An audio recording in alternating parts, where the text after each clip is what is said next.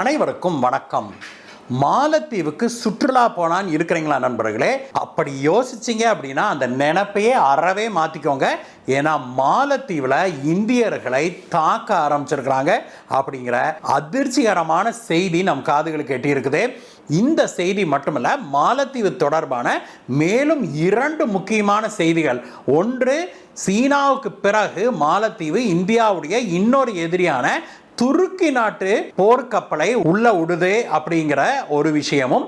இரண்டாவதாக, இதெல்லாம் ஒரு பக்கம் நடந்துகிட்டு இருக்க, இன்னொரு பக்கம் பார்த்தோம்னா மாலத்தீவு இந்தியா கிட்ட கையேந்திக்கிட்டு மண்டி போட்டுக்கிட்டு இந்தியாவிடம் உதவி கேட்டு மாலத்தீவுடைய வெளியுறவுத்துறை அமைச்சரே இந்தியாவுக்கு வராரு. அவர் இந்தியாவுக்கு வர்றது தான் மாலத்தீவில் புதியதாக அதிபராக பதவியேற்றுக் கொண்ட முகமது மொய்சு அரசு அமைந்த பிறகு முதல் ஹை லெவல் விசிட்டு அப்படின்னாலே பார்த்துக்கோங்களேன். இந்த மிக முக்கியமான மாலத்தீவு தொடர்பான, மாலத்தீவு இந்திய உறவுகள் தொடர்பான 3 முக்கியமான செய்திகளை தான் இன்னைக்கு பார்க்க போறோம் நண்பர்களே. வாங்க.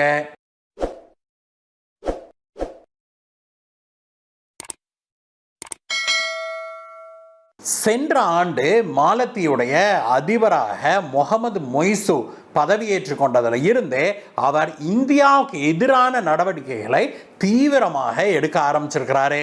அவர் இந்தியாவுடைய எதிரிகளை தேடி தேடி சென்று அவர்களோடு நட்பு பாராட்ட ஆரம்பிச்சிருக்கிறாரு. மனுஷன் சீனாவையும் துருக்கியும் தான் இப்பொழுது மிகப்பெரிய நண்பர்களாக ஆக்குவதற்கு முயற்சி செய்து கொண்டு வராரு. இந்தியா எவ்வளவோ ஆட்சேபனை சொல்லியும் கூட அவர் சீனாவுடைய கடற்படை ஆய்வு கப்பல் ஒன்று மாலத்தீவுக்குள்ள விட்டுருந்தாரு.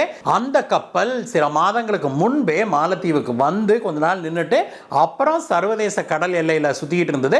அதற்கு பிறகு இப்பொழுதே மாலத்தீவுடைய அதிபருடைய கட்சி அந்த நாட்டு பாராளுமன்ற தேர்தலை 2/3 மெஜாரிட்டிக்கு மேல வாங்கிருச்சுங்கிற தகவல் வந்த உடனேயே மீண்டும் ஒரு முறை அந்த ஆய்வு கப்பல், அந்த சீனாவுடைய கடற்படை ஆய்வு கப்பல் மீண்டும் மாலத்தீவுக்குள்ள வருது.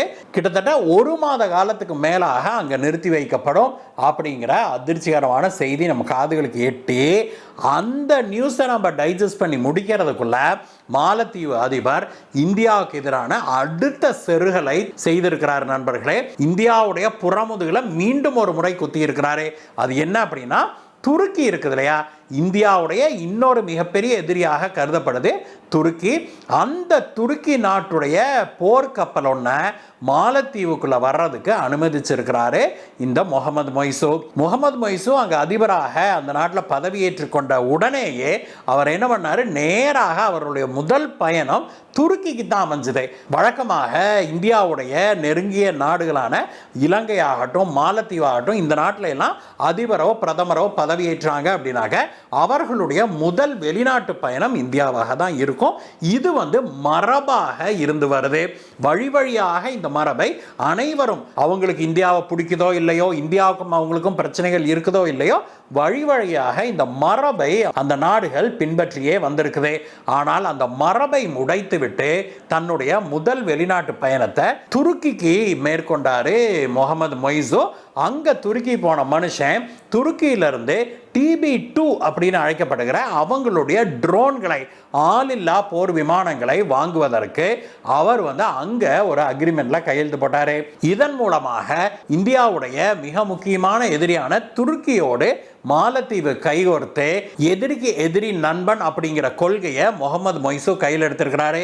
இந்தியாவை தன்னுடைய எதிரியாக பாவிக்கிற மாலத்தீவு அதிபர் முகமது மொய்சு இந்தியாவுடைய எதிரியான துருக்கியை தன்னுடைய நண்பனாக பாவிக்க ஆரம்பிச்சிருக்கிறாரு.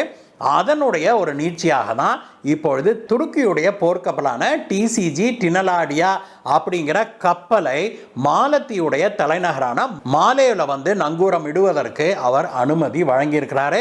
இந்த துருக்கியோட கப்பல் ஒரு மிகப்பெரிய போர்க்கப்பல், ஆய்வுகளையும் மேற்கொள்ளக்கூடிய ஒரு போர்க்கப்பல் அப்படிங்கிறத நாம் மனதில் கொள்ள வேணும். ஒருபுறம் மாலத்தீவுடைய அதிபர் முகமது மொய்சு இப்படி இந்தியாவுக்கு எதிராக பல செயல்களை அவர் செய்து கொண்டு வந்தாலுமே, இன்னொரு புறம் பார்த்தோம்னா அதே மனுஷன் தன்னுடைய வெளியுறவுத்துறை அமைச்சரை இந்தியாவுக்கு இப்பொழுது அனுப்ப போறாரு. அடுத்த சில நாட்கள்ல அந்த நாட்டு மாலத்தீவுடைய வெளியுறவுத்துறை அமைச்சரான மூசா ஜமீர் இந்தியா வருவாரு அப்படின்னு எதிர்பார்க்கப்படுது. இந்திய பயணத்தின் போது அவர் நம்முடைய வெளியுறவுத்துறை அமைச்சர் திரு ஜெய்சங்கர் அவர்களை சந்திப்பார் அப்படின்னும், அந்த சந்திப்பின் போது இந்திய மாலத்தீவு உறவுகளை எப்படி மேம்படுத்துறது, ஆமா நண்பர்களே தெளிவாக தான் சொல்றேன், இந்திய மாலத்தீவு உறவுகளை எப்படி மேம்படுத்துறது அப்படின்னும், இந்தியா மாலத்தீவுக்கு பலவிதமான பொருட்களை உதவியின் அடிப்படையில் ஏற்றுமதி செய்து வருது.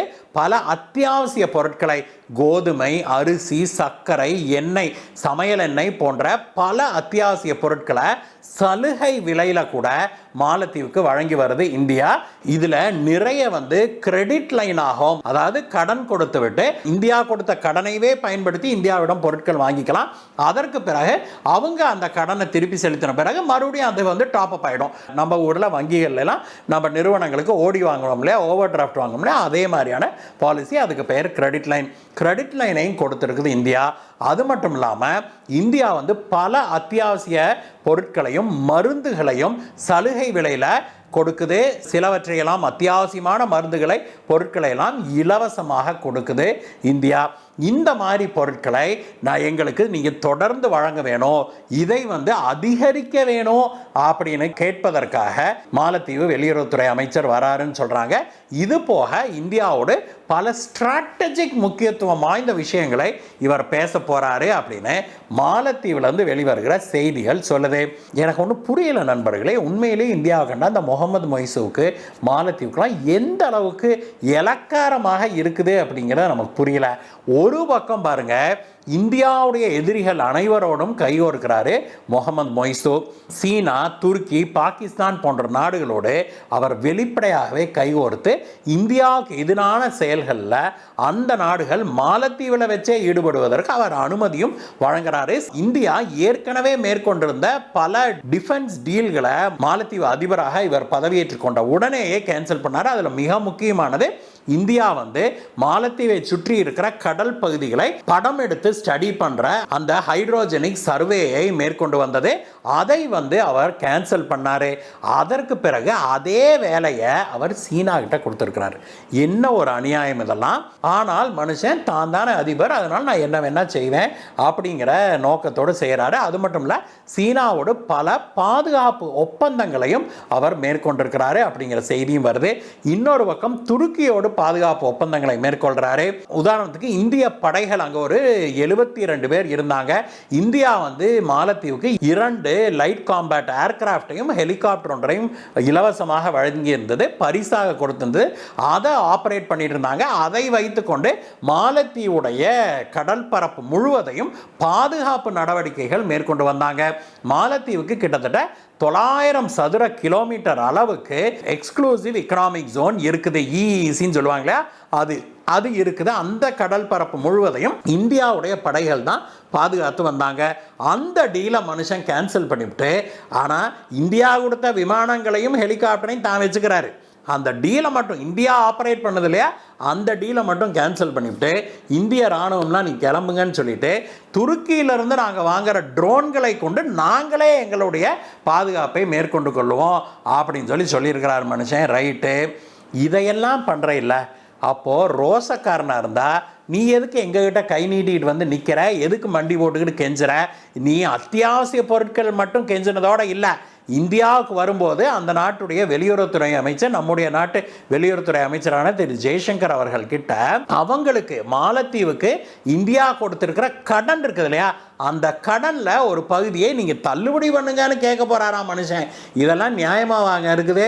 நீ நடந்துக்கிற மொவரக்கட்டைக்கு நாங்கெல்லாம் உனக்கு கடனை தள்ளுபடி பண்ணணுமா, இல்லை கடனை ரீஸ்ட்ரக்சர் பண்ணி கொடுக்கணுமா அப்படின்னு நம்முடைய வெளியுறவுத்துறை அமைச்சர் ரொம்ப நாசூக்காக இதை கேட்பாரு அப்படின்னு நாம நம்புறோம். இதெல்லாம் ஒரு புறம் இருக்க, மாலத்தீவு அதிபர் இந்த மாதிரி நடந்துக்கிறதுனால மாலத்தீவு அரசு இந்த மாதிரி நடந்துக்கிறதுனால மாலத்தீவை சேர்ந்த மக்களும் இப்பொழுது ஆன்டி இந்தியா மோடுக்கு மாற ஆரம்பிச்சிருக்கிறாங்க. அதை மாலத்தீவு அரசாங்கமே என்கரேஜ் பண்ணுது அப்படிங்கிற உண்மையிலேயே கொடூரமான ஒரு விஷயம் வெளிவந்திருக்குது. ஏன்னா இப்போ அந்த அரசியல் விளையாட்டுக்கெல்லாம் சித்து விளையாட்டு மாதிரி அது அப்பப்போ மாறிக்கும். ஆனால் அந்த மக்களிடையே அந்த வெறுப்புணர்வை பரப்பிவிட்டோம் அப்படின்னாக்க அது மாறுவதற்கு தலைமுறைகள் ஆகும் அப்படிங்கிறதா உண்மை. கடந்த பல ஆண்டுகளாக மாலத்தீவுக்கு அதிக சுற்றுலா பயணிகள் வந்தது இந்தியாவிலிருந்து தான். இந்தியாவோடு இவர் முறைத்து கொண்ட பிறகு இந்திய பயணிகள் அங்கே செல்வது வெகுவாக குறைந்து விட்டது. முன்பு இருந்ததை விட இப்பொழுது 60% கேன்சலேஷன்ஸ் வந்துருச்சு அப்படின்னு சொல்றாங்க. முன்பு சென்ற இந்திய சுற்றுலா பயணிகளுடைய எண்ணிக்கையை கம்பேர் பண்ணும்போது இப்பொழுது அதுல வெறும் 40% தான் போறாங்க அப்படிங்கிற செய்தி வெளிவந்திருக்குது. ஆனாலும் கூட என்ன நடக்குது பாருங்க, இந்திய சுற்றுலா பயணிகள் மாலத்தீவுக்கு போறாங்க இல்லையா, சென்ற வாரம் ஒரு சில நாட்களுக்கு முன்பு நடந்த ஒரு சம்பவம். அங்க இந்திய சுற்றுலா பயணிகளை மாலத்தீவை சேர்ந்த அங்க வேலை செய்த பணியாட்களும் மக்களும் ஒரு சின்ன விஷயத்துக்காக தகராறு பண்ணி இந்தியர்களை அடித்து விரட்டி இருக்கிறார்கள். இது பயங்கர வைரலாக இந்தியாவில் பரவ ஆரம்பிச்சிருக்குது.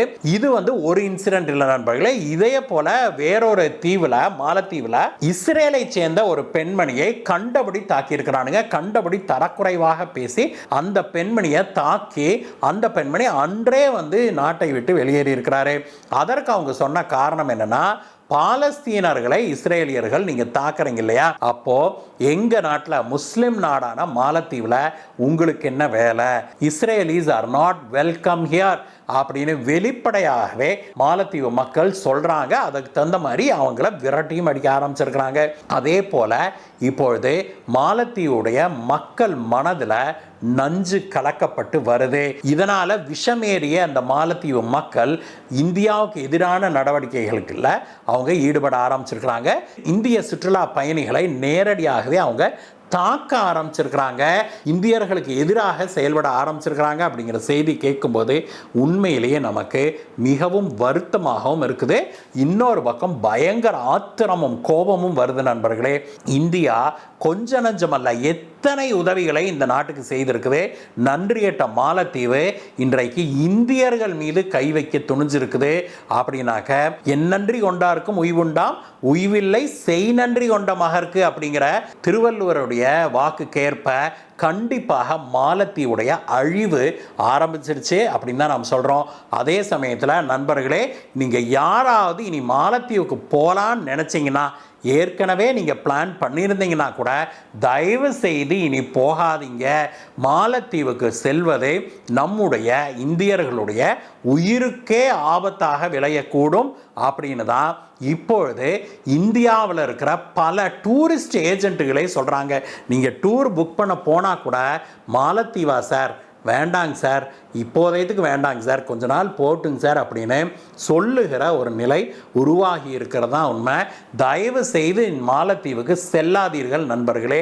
அதை தான் நாம் வேண்டி உங்களை கேட்டுக்கொள்கிற விஷயம். உங்களுடைய பாதுகாப்பை முன்னிட்டு, உங்களுடைய பாதுகாப்பை கருதி, உங்களுடைய பிள்ளைகளுடைய குழந்தைகளுடைய பாதுகாப்பை முன்னிட்டு தயவு செய்து மாலத்தீவுக்கு போகாதீங்க. நன்றியற்ற மாலத்தீவை பற்றிய இந்த வீடியோவை பற்றிய உங்களுடைய கருத்துக்களை சொல்லுங்கள் நண்பர்களே.